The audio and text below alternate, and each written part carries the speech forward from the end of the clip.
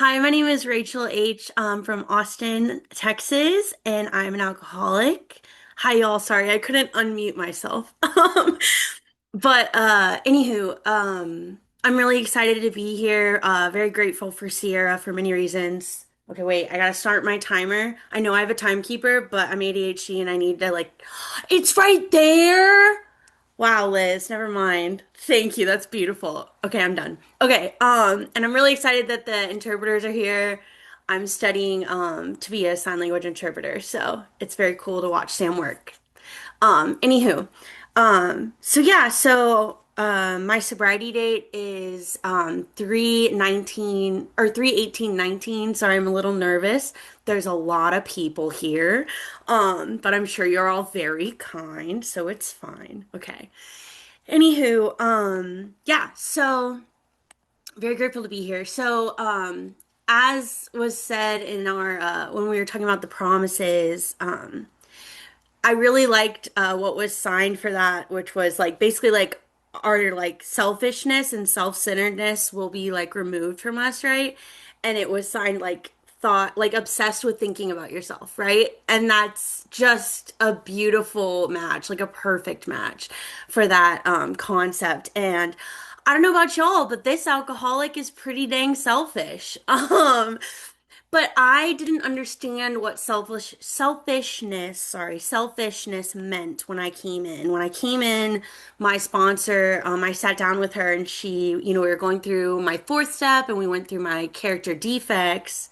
And she was like, "So yeah, you're selfish." And I was like, "No," like jaw dropped. Like, "No, I'm like a girl. I'm the oldest daughter. I grew up in Texas. Like, we are bred to be selfless, right? Like, I'm always helping other people. What do you mean I'm selfish? Right? And so she asked me, well, why are you helping them? Are you helping them simply, out of the goodness of your heart? Or are you helping them because you want something? Like, even if that's just to feel useful. Because to me, I thought that was to be needed meant that I was loved. So like if they need me, they love me, right? But if I'm not needed and I'm not being useful to you, why would you love me, right? Anywho, that's kind of a side tangent. But so selfishness. So, in the book it talks about basically like climbing, like we're supposed to be a worker among workers, a man among men, right? And we either like climb to the top of the heap, so basically saying like, I'm amazing, I'm the best worker ever, y'all don't have anything on me, right? Versus crawl to the bottom and hide underneath it, like, I'm the worst worker, don't look at me, I'm a piece of garbage, please avert your eyes. Um, and then, so it was summarized for me in a meeting where it said, I'm either the shit or I'm shit. Sometimes I'm both at the same time, right? God, that's me. That is me. Like, period. That's me. Anywho, this obsessed with ourselves, right? Always thinking about me, even if that's not like, what do I want? What do I need? It's not like, I want all the money in the world. I want, you to love me. I want, this. I want this job. I want this car. No, it's literally like I'm walking into a meeting and I'm like, my hair doesn't look right. Everyone's going to notice, right? I wasn't at the meeting last week. They're all thinking I'm a quote bad AA, right? Like, this is how selfishness pops up in my life. Like it pops up with me thinking that I'm the center of the universe, even though that usually that spotlight comes with a huge, negative sign next to it, right? I was gonna read something because we're supposed to bring a topic. So I'm gonna do that. So I'm gonna read a little bit of step 4 from the 12 and 12.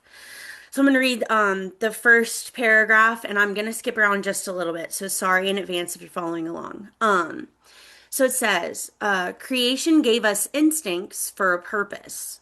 Without them, we wouldn't be complete human beings. If men and women didn't exert themselves to be secure in their persons and made no effort to harvest food, construct shelter, there would be no survival. And then I'm going to skip a little bit. So these desires for sexual relations, material and emotional security, companionship are perfectly necessary and right, and surely God-given. Yet, these instincts, so necessary for our existence, often far exceed their proper functions. Powerfully, blindly, many times subtly, they drive us, dominate us, and insist on ruling our lives. Our desire for sex, for material and emotional security, and for important place in society often tyrannizes us. When thus out of joint, man's natural desires cause him great trouble, practically all the trouble there is. No human being, however good, is exempt from these troubles, which is bummer. Anyways, so nearly every serious emotional problem can be seen as a case of misdirected instinct. When that happens, our great natural assets, the instincts, have turned into physical and mental liabilities. So, lots of words. For me, that was huge because when my sponsor explained that to me, I realized, like, okay, these things that I put down on my character defects aren't necessarily bad things, right? Like, my sponsor explained it in a way that was super helpful for me. She said that, so pretend that all of like our instincts are on a scale of 1 to 10, like severe to less severe, right? So we want to be at a 5. We want to be like at a comfortable medium, right? But often we're not. And so, if our sex is at a 10, then we're only thinking about, people we're attracted to, right? And so we're not able to really be there for the newcomer because we're obsessed with that guy or gal who just walked in, who's got a really hot haircut. Like, I want to talk to them, you know? But then basically what she explained to me was we're trying to get them all as close to a 5 as we can. And that felt a lot more manageable for me. And she was like, 5s across the board? Perfect. She was like, but I want to tell you that's probably not going to happen. And if it does, it's going to be very short. She said, it happened to me once. I was at a conference and I was sitting there and I wasn't thinking about anything. And it was like 45 seconds. And then I thought, the person behind me probably thinks I'm nodding too much. So, like, she basically said, like, 5s are what we're shooting for. Like, that's the gold, right? But it's not, basically, perfection isn't, it's the goal so that we can land amongst the stars almost, as if that makes any sense at all. Anyways, okay, I got a little nervous, so I'm gonna take another deep breath. Okay, continuing. So yeah, basically, my so selfishness, right? It for me it gets in the way of, so like our goal or my goal is to be of the utmost usefulness to God and my fellows, right? And so when I'm in my own head and obsessed with what I have going on, I'm not able to be there for the people who need me the most, right? And be there for the new person. And so tying it in to TXSCYPAA, is honestly, so I first got sober, I was probably 2 months sober when I joined the TXSCYPAA host. This was 7 years ago, when we did it in Fort Worth. And I mean, shoot, that conference taught me, like, young people in AA, YPAA, it taught me how to connect, but it also taught me that I still have skills. Like, I have qualities that are needed in my community. Like, you know what I mean? But also, I am a servant, right? Like, I am a worker among workers. I don't have to be the boss and I don't have to be the doormat, right? Um, and that is a daily struggle to achieve that, happy medium, right?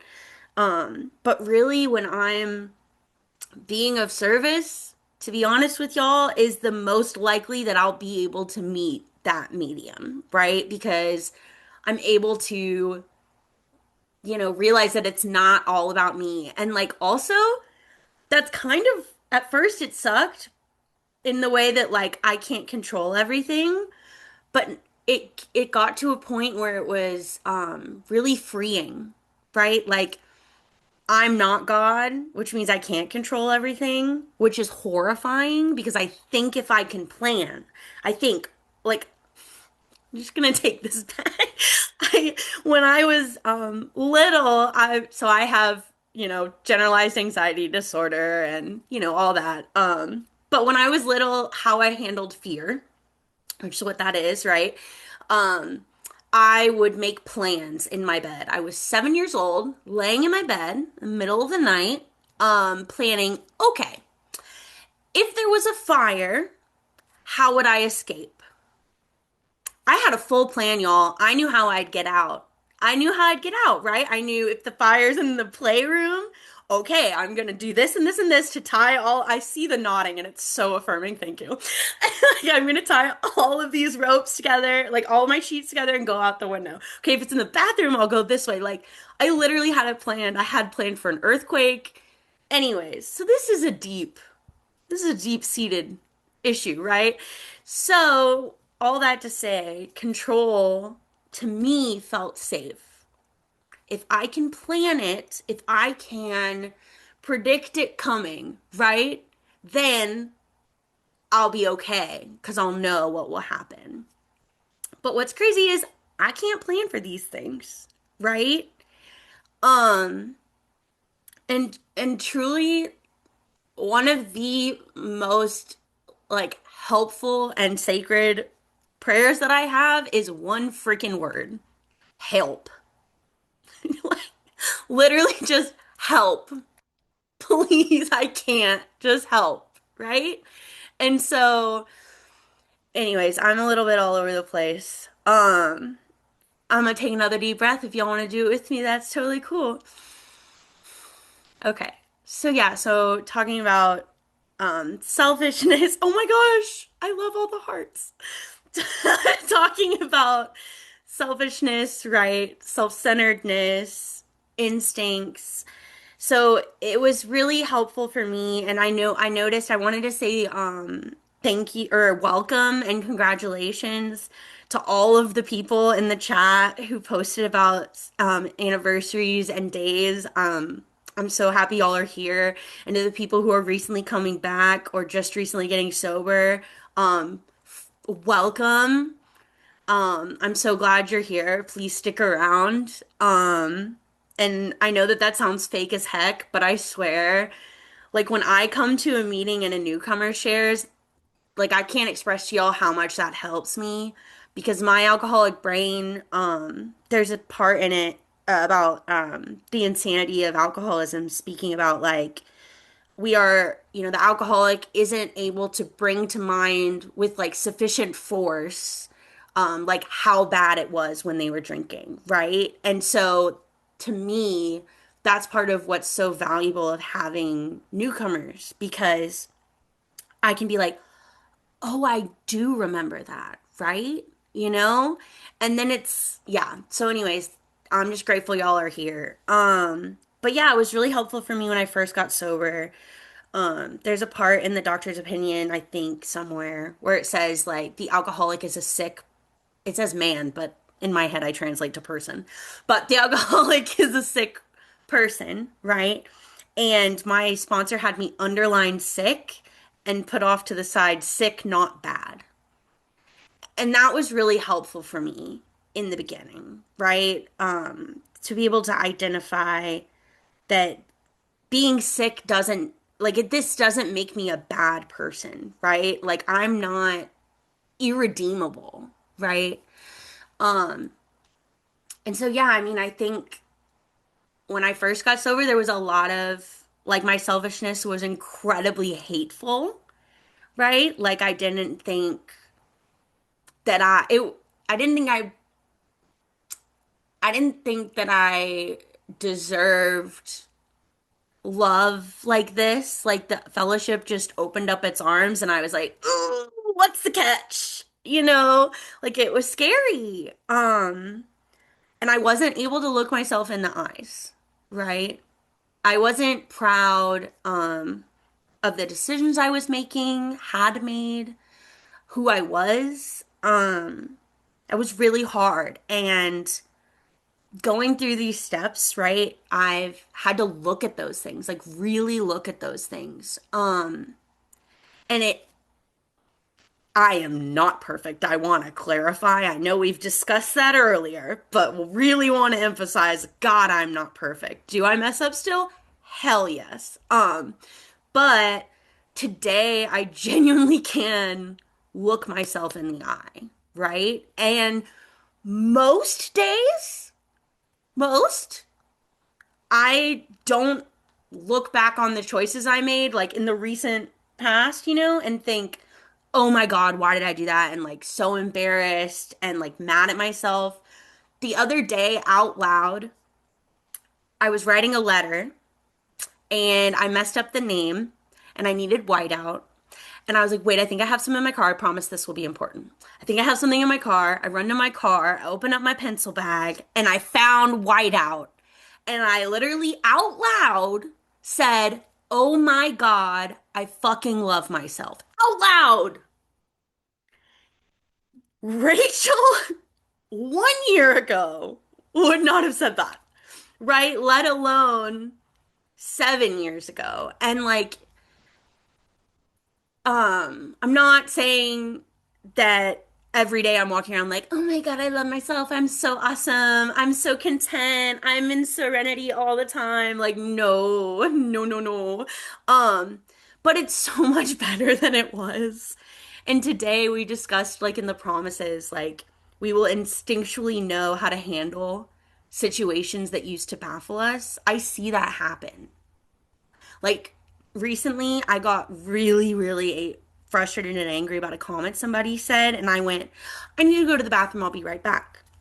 I go to the bathroom, I sit in the toilet, I do some straight breathing for a minute, and I started praying the sick man's prayer. Like I knew what to do. I don't always choose to do it, right? But I know what I need to do. Like we have a solution, right? But yeah, so I've talked about a bunch of topics. If y'all can't tell, I'm a little bit of a squirrel human. Sorry about that. At least it was interesting, I hope, entertaining. But that's not the point. The point is, like I said, see, there's the selfishness popping up. Anyways, the point is, like, oh God. I don't, my brain just broke. I don't know what I was saying, but I'm really grateful to be here. And yeah, so selfishness and self-centeredness and how we can direct our focus to those that we need to help, right? And how, I mean, today I just try to show up as best I can. Um, for those that need me and also be honest about when I can't, right? Because that's not something I used to be able to do. I used to just say yes because I thought, like I said earlier, that love was transactional. And if you needed me, it meant you loved me. So I can't say no because then you'll leave, right? But today I can be real. I can be like, actually, I'm so sorry. I don't have the spoons, the energy, the resources to do that for you this time, you know? And so I'm able to not let people down as often. But I'm gonna wrap up because I see that the timer turned red. That's so cool. Really, really grateful for letting me be here today. I really hope to see you guys at TXSCYPAA. That would be so cool. It is my favorite conference. I've only ever missed one time, and it was because I was in my friend's wedding. But I'll never do it again. Anyways, yeah, I really hope to see you guys. And to those of you who are new, please keep coming back. I promise it gets better. And yeah, stick around, get loved. But yeah, that's all. Thank you very, very much. Thank you for listening and yeah, I appreciate y'all.